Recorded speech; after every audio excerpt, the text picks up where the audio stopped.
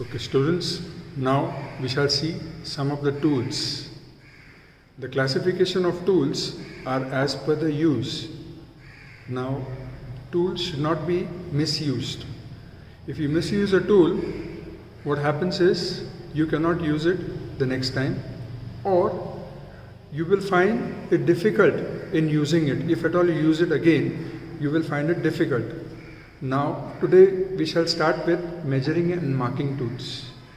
In measuring and marking tools, you can further classify these tools as direct measuring tools and indirect measuring tools. Now, the direct measuring tools are the steel rule. This steel rule is used for measurement directly. It has its units in inches and in millimeters or centimeters. In inches, the least count of this instrument is 1/64 of an inch or 1/32 of an inch. In millimeters, it is 1/1 millimeter, and at places here, if you can see, it is 0.5 millimeters. These are available in three sizes. The smallest one is 6 inches or 15 centimeters, 150 millimeters. The second size, that is this one, that is 12 inches, 30 centimeters or 300 millimeters. And the last size is 1 meter or 36 inches. This is your steel rule. Then you have angular measurements. For angular measurements, you have the bevel protractor. It is just like your protractor that you use in your compass box, except with a pointer that gives you the exact measurement and a scale wherein you can mark. So the least count of this instrument is 1 degree.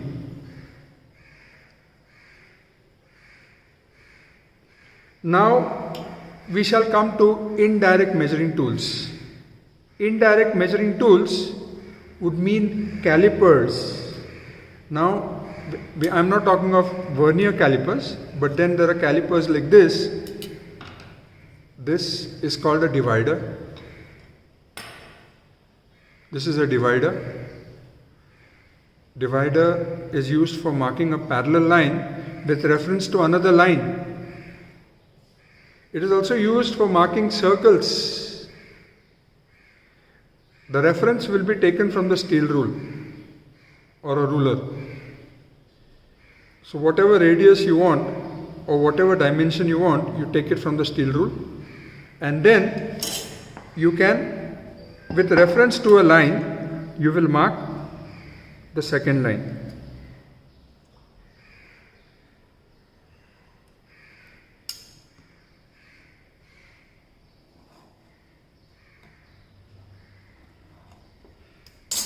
Okay, so this is for measuring or marking a line parallel to a line given, or it is also meant for making curves or circles.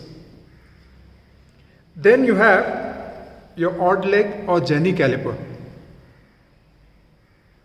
This is used for measuring or marking a line with reference to a flat surface.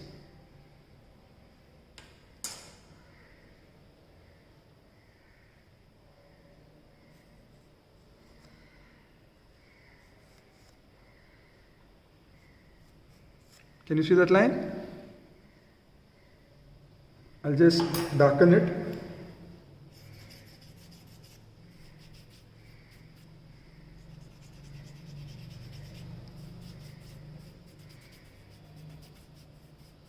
Can you see that line?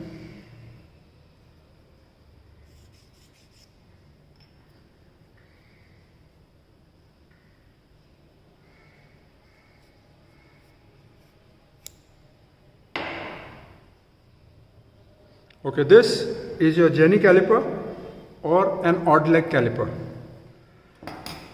Besides it, at times you need to take external dimensions in places where you cannot directly take it. For example, you have some round object of which you want to take the dimension. It is not possible without a vernier caliper, but suppose we do not have a vernier caliper, you can directly take it like this and then transfer it onto your steel rule and see the dimensions.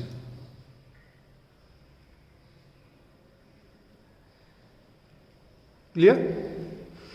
Okay, now this is your outside caliper. Then you have inside calipers,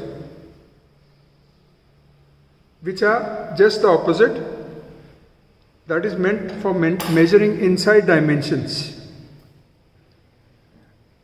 Then we have the next tool, which is called a marking gauge. A marking gauge consists of a straight bar or a scale. There is a marking scriber which is tightened at one end, and whatever marking you do, that will be with reference to this reference face. Okay, so we take the measurement with a steel rule.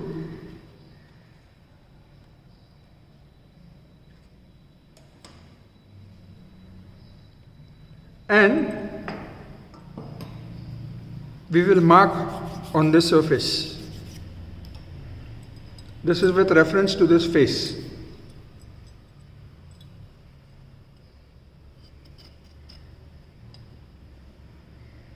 For that, you should hold it parallel to the surface. If you can see the surface here, okay, it should be parallel. It cannot be angular like this or like this. It should be parallel and you drag it along. So you get a line. Okay, this is your marking gauge. There's one more with two pins like this or two scribers. With reference to the first pin, you lock on this scale. There will be a sliding scale on which you can slide the second pin. The second pin, once it slides, you lock it in that position, and with reference to the face, the second pin's dimension is taken. So that is called a mortise gauge. You have two gauges, the marking gauge and the mortise gauge. Then besides these, the direct measuring tool, all these were indirect measuring tools. You have the measuring tape, the least count of which is in inches, 1/16 of an inch and 1 millimeter. These are available in two sizes, 3 meters and 5 meters respectively. Then we have a combination square. The combination square is a very important tool in the carpentry shop. It is used for marking and measuring. Now this has three heads. This is the first head. This is called a protractor head. This is used in combination with a steel rule. You have to mount the steel rule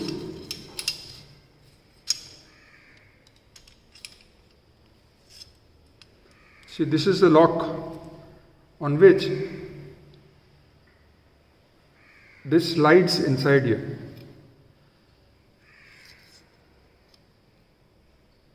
Okay, but this has to go in.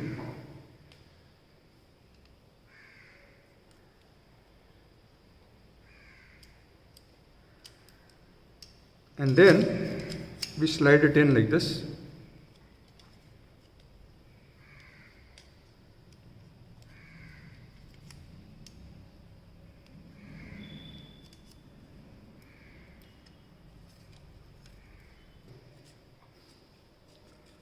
See, once it goes on like this, then the angle you will get it at this meniscus, at this point. Okay, so now it is set to, this angle is set to 40 degrees. So I will set it to 90 degrees.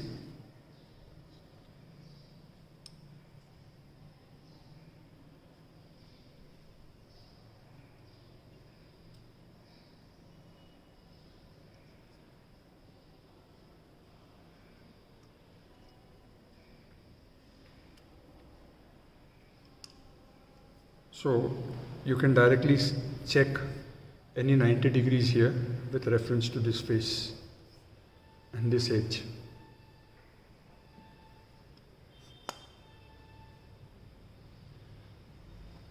Clear? Then you have other two heads. You can also do marking with this, okay? You can do marking of any other angle other than 90 degrees, any angle. Then you have the other two heads.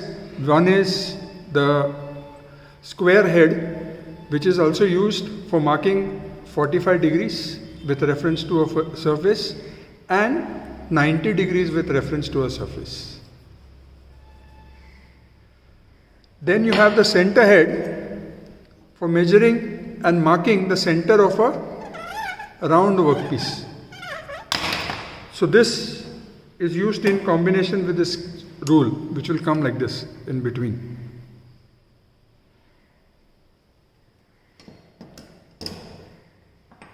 So these were direct measuring tools.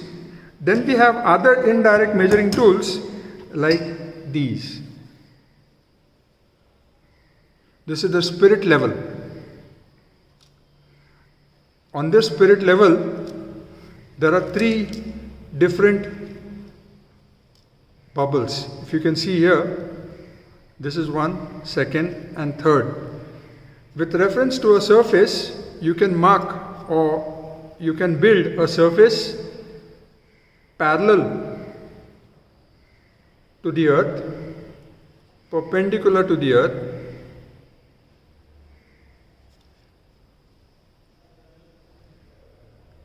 and at any other angle with reference to the earth. This can move. Now at the moment it is fixed for 45 degrees to the earth. So this is the 45 degree to the earth.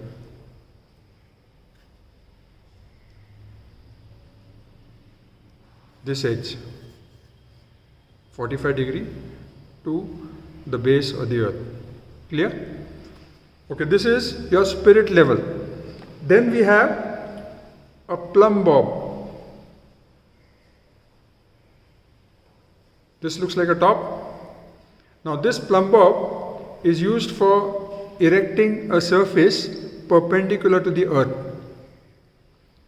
which means it has a thread, it is hung, it is suspended, this is suspended from a fixed, and we open it completely.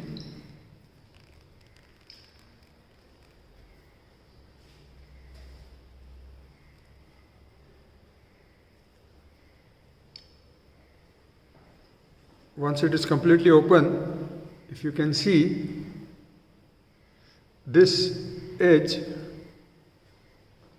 remains because of gravity, it remains perpendicular to the earth.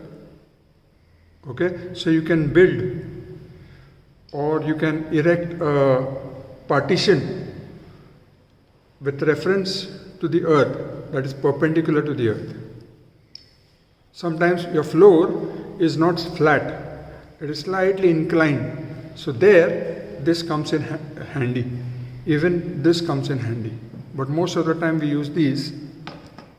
Okay, the plumb bob and the spirit level. These come in handy. Then you have, for marking, we use either a pencil or a marking knife. At times we can also use a scriber. So these tools are used for marking. So these come under marking and measuring tools. Now these were all the marking and measuring tools that I have shown you. Marking knife, Then you have scriber, pencil,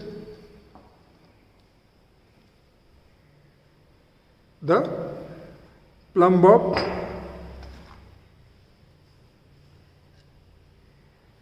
the spirit level, the tri-square. The tri-square has two parts. This is called the stock and this is the blade. The blade is sharp and thin. This is used for marking right angles.